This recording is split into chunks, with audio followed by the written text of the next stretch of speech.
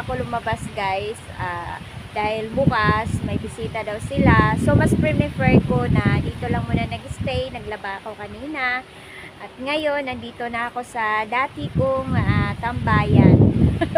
As usual. Oh, diba? So kahit ako lang mag-isa guys sa Christmas, okay lang yan. Sanay na ako.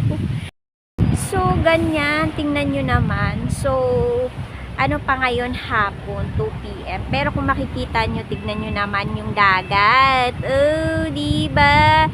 So, talagang mahangin kasi namumuti. Pero mas gusto ko dito. Actually, gusto ko nang umuwi. Pero hindi, kalalabas ko lang kasi. Kaya, dito muna ako mag-stay. At saka, nagpa-araw talaga ako, guys. Kasi, buong linggo, hindi ako lumalabas ng bahay. Hindi ako pupunta. Kaya, gusto ko makabilad sa araw.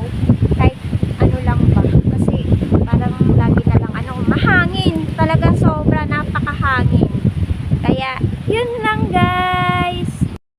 Oh, diba guys, nakita nyo naman napakahangin. Talagang yung dagat, diba? Tsaka talagang malamig ngayon. Kaya hindi ko pwede ako masombrero. Kasi siya 12 yung temperature dito. At talagang malamig. Kaya hindi pwedeng naka-stay ka lang. Pag naka-stay ka lang talagang maginaw. So, ayun lang guys. Merry Christmas to all. Babush!